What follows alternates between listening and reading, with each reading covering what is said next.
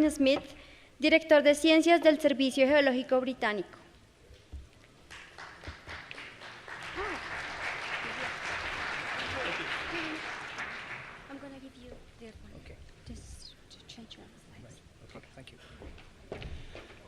Good afternoon, ladies and gentlemen. And I'd like to start by saying that this is an important opportunity for me because, like the first speaker of the day, this is my first time in South America.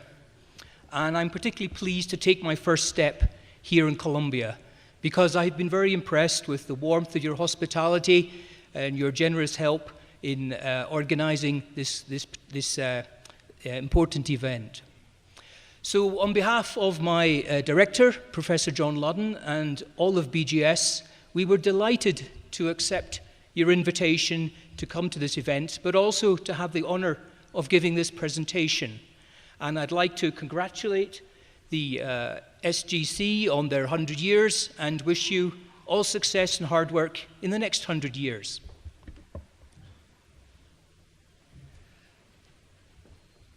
Just before I start, two acknowledgements. First of all, I want to thank my other BGS colleagues for their assistance in this presentation. But also, as mentioned by our colleague from Greece earlier, we should not forget the hidden people behind the scenes here. And for me, as a non-Spanish speaker, I greatly value the excellent service that your translation people have provided. So thank you, gentlemen. You're doing an excellent job. Thank you.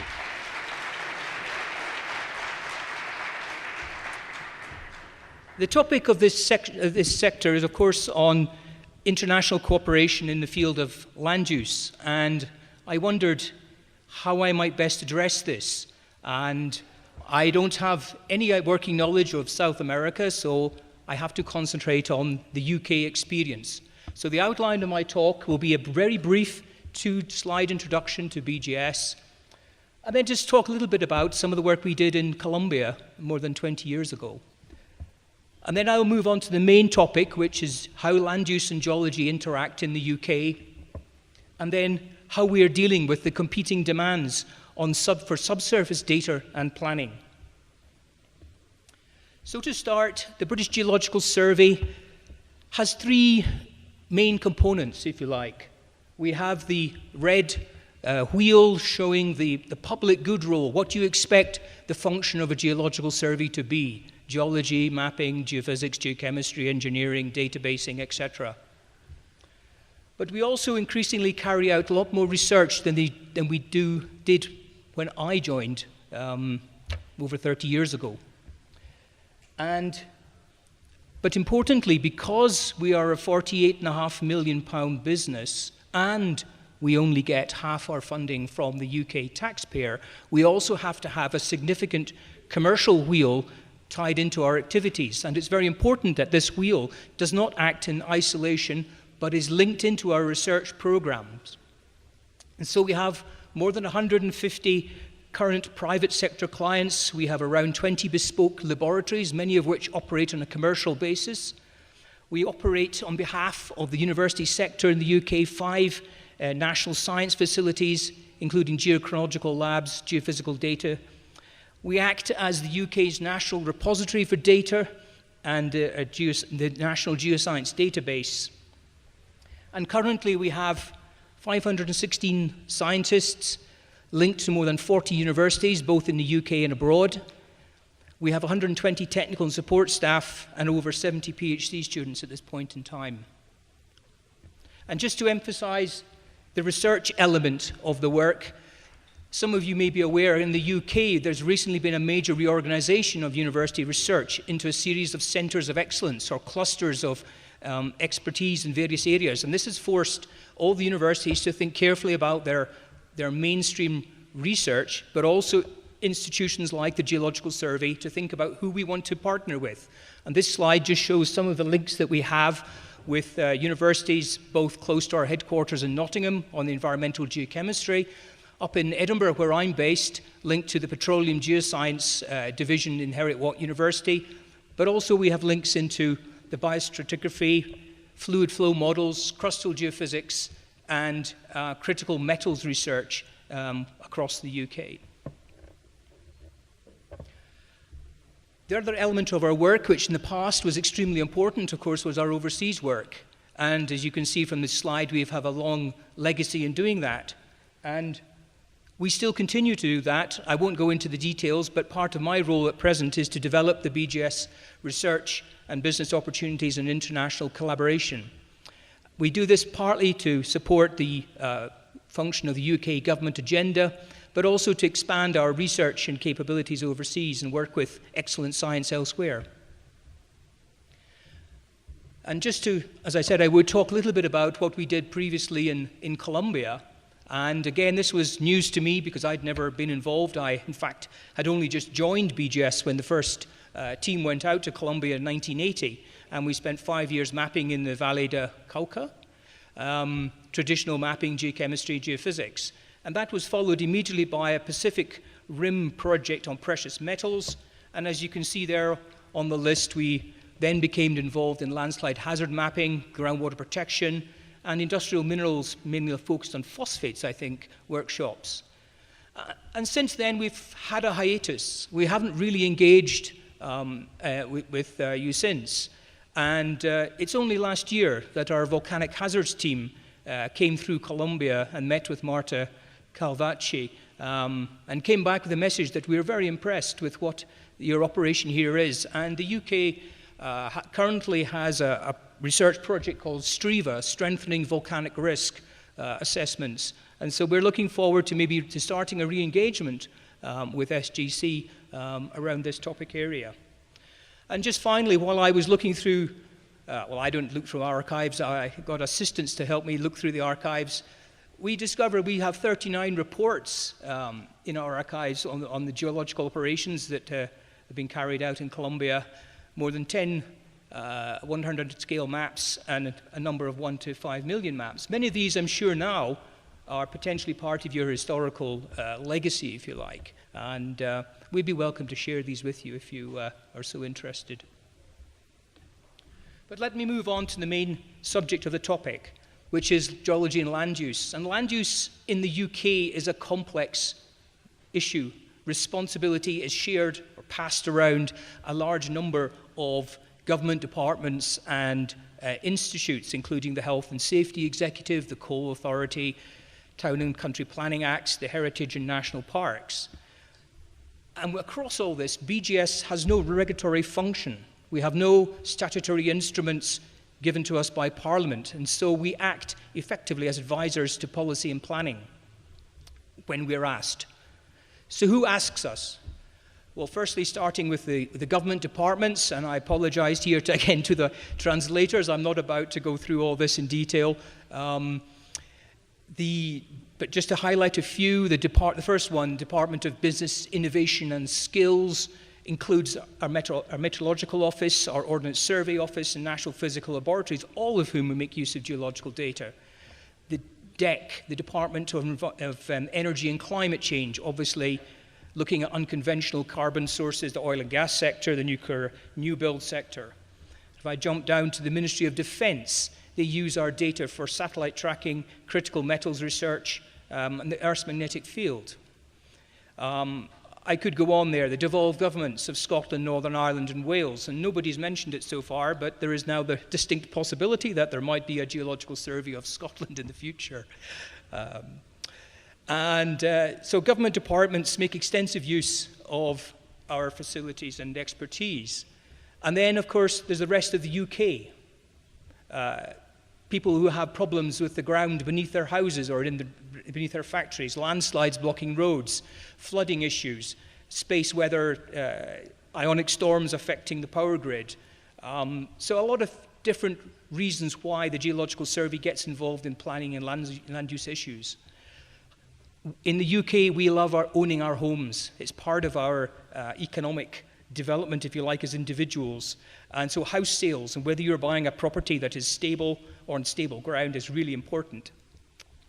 And then, of course, overseas governments also have approached us over the years, and again more recently, to start providing advice and expertise. Particularly, we're working in Singapore just now. We've had 10 years' work in the United Arab Emirates, Kenya, Indonesia, South Korea, in particular, have most recently been engaged with BGS. Just stepping back, why were geological maps made? They were made, of course, initially by William Smith, the map that changed the world in 1816. And he lived and worked throughout the great era of canal building in the UK. And so this diagram here shows the distribution of rivers in England and Wales in blue, and the network of canals that were constructed over a very short period of time. But William Smith recognized that if you could predict the ground ahead, this was a significant benefit to the construction industry. And at the time, this was a revolutionary way of thinking, such that Cecil Schneer, the professor of Emeritus at the Geology and History of Science department in the University of New Hampshire, stated, in what seemed almost miraculous to those who consulted him, Smith could tell the strata that would be encountered at sites that he'd not even visited or at depths far below the surface. And here are a couple of examples of photographs from that time. And so the BGS is in a very favorable position because we've had more than 180 years of acquiring data. And as many other speakers have pointed out, it's data that a modern geological survey thrives on. And in the UK, in BGS, we have more than 1.5 million boreholes captured and stored as digital images. They're all held on a relational database management system that is fully compatible with all forms of other software and GIS. It includes records, samples, fossils, fully integrated engineering schema. And we also now receive real-time monitoring data derived from water wells and, of course, from our sensors for seismology and geomagnetism. And all of this data can now be readily accessed through the BGS website and displayed spatially using GIS. We've also had to build bespoke tools to capture, to register, to display and model all of this information. And ultimately, our game was to put this out on the web, and that's what we've done. So digital capture, field mapping has basically become an integrated discipline. We use virtual field work as a major element of our work before we even go out to look at the rocks in real life. A lot of above ground satellite and aerial images, airborne geophysics, as many speakers have mentioned, terrain maps. We can now get very high quality meter resolution in the Z axis. And then below ground, as I've already mentioned, we have a lot of borehole data across sections. We can integrate this data then to the geologist in the field. And with a modern ruggedized tablet, he can access all of data that is held in our databases and use it to inform his decision when he's mapping in the field. And of course, the outputs from this, as we've seen by many others, are 3D models, drapes of geology on the terrain, helping to visualize what it is the geologist always held in their head. And because BGS was successful in capturing all our digital assets, we've been able to exploit the web. And the first thing we did in 2009 was to release something called Open Geoscience, where tens of thousands of our photographs, our 1 to 50,000 scale map data set for the UK, our educational materials, all of our reports, many of our research papers, and our software that we'd customized and developed is all available through Open Geoscience. And developing from that, and I should have had another slide here to show, is the smart app applications we have built from this, My Soil, My Volcano.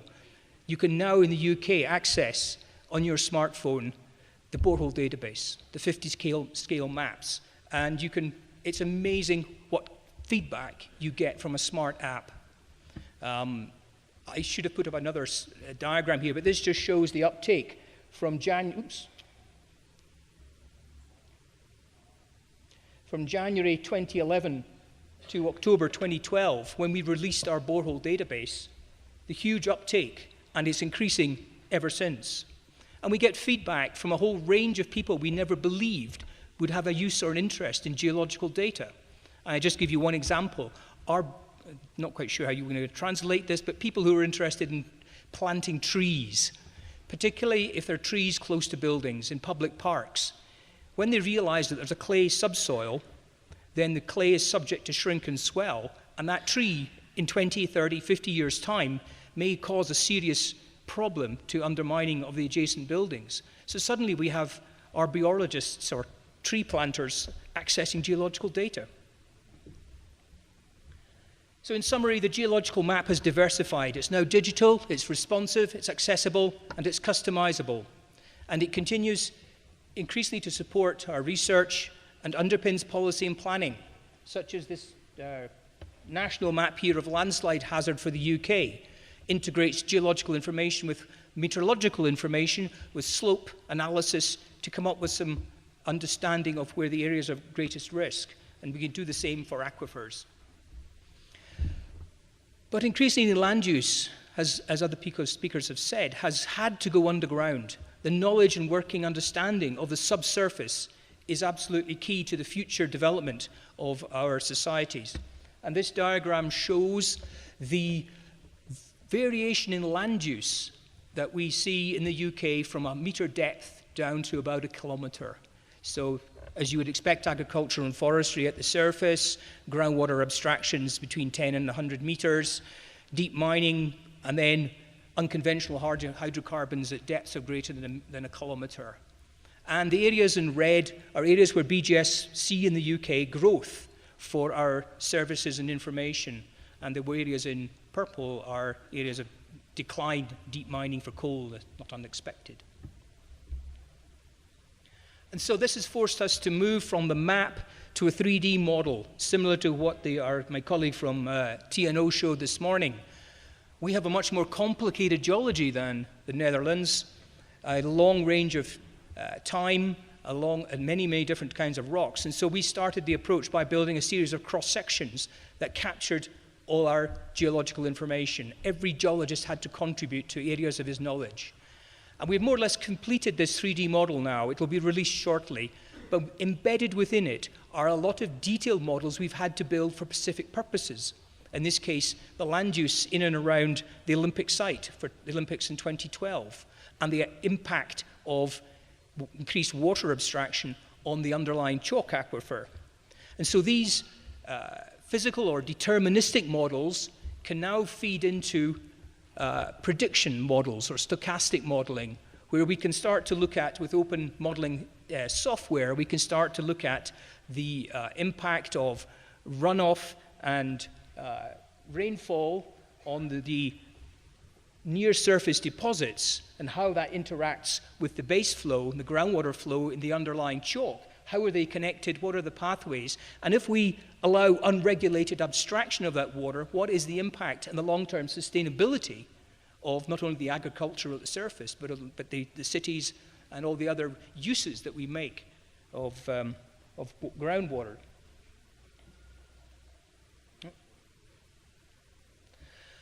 Another topic that is exercising BGS greatly just now, like all Western governments, like all governments, we are being pushed into a low-carbon agenda. How do we realize the low or lower carbon solutions in the UK? We have an active CCS program, active in rad waste, and growing interest in geothermal. But the one I want to highlight is shale gas. Because even though we're researchers, we are seen by many to be part of the problem. And like in the Netherlands, every time a company tries to come and get involved in exploratory drilling, there is a reaction from the local community. And this picture says it all. BGS was then asked by the government to come up with a best guess estimate of what the shale gas resource might look like in the UK, and would it be a game changer in our energy market? And this is a diagram showing our estimates for Middle England, the heart of Brexiteer country. And the diagram shows the distribution of seismic data and deep wells that were drilled for a range of purposes. And by integrating all this data, we came up with a figure of 1,300 trillion cubic feet of gas in this area alone. On the basis of that, the government opened out a licensing round across the UK, shown in blue on this diagram. And various companies have subsequently taken out licenses to develop and carry out resource potential. But none of these have happened because of the resistance from local communities. So as geologists and geoscientists, we need the public to be confident about our ability to manage the subsurface and to feel they can find out information when they need it. And our new science strategy, which came out about 18 months ago, aims to try and do that. We're focused on the subsurface, we're focused on applied science for a sustainable society, we're focused on science for business and economy. And part of that, as detailed in the strategy, is an energy test bed, where the UK government has granted £31 million for BGS to carry out 2 research sites in the UK that will deliver a package of monitoring and research, both at the surface, at the critical zone, where man's interaction, if you like, and water interaction changes, into a deeper sites. We will have a series of boreholes that will measure variables such as pressure, temperature, heat flow, seismicity, strain accumulation, mineral chemistry, and biological properties. This is a major and exciting new development for BGS.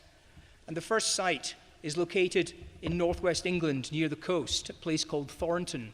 And there we will have a facility, a series of monitoring water wells linked in a grid with a series of seismometers, a local network of high resolution. And we have chosen this area because it's one of the areas of shale gas exploratory drilling. There already has been drilling taking place here. And we will build a facility center to monitor and capture all this data whilst the exploration is going on, as well as conduct experiments at depth. And this data will be real-time, and it will be transmitted back to our headquarters in Nottingham and released so that the public can see, we hope, that this is clear evidence of science, delivering the information to the point of need. So this is an exciting and a new change for the BGS program that basically builds on what I've already explained, going from 2D to 3D and developing now this time and monitoring element to what we do as a geological survey. So to conclude then, since the Industrial Revolution, geologists have worked to visualize and explain their science. The IT revolution has placed this in the hands of all. You all have access to this data now. And geology for land use has moved from the surface 2D representation via a map to a subsurface multi-dimensional 3D and now to time 4D digital information database. And so the geological survey of the future, we would argue, should be underpinned by applied research and linked to industry. And it's very pleasing to see that so many of the presentations at this meeting have emphasized that point, particularly through the mineral sector. And importantly for me and for BGS, international cooperation in these areas is important, and sharing of skills is be important to addressing some of the big challenges we face in the future. Thank you for your attention. Gracias.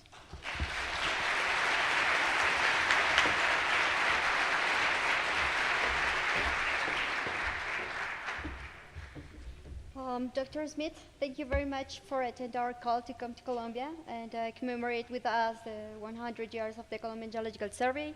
Thank you for your congratulations to our group, and also thank you for your beautiful slides. The Colombian Geological Survey gives you the symbol of the symposium. Thank you very much.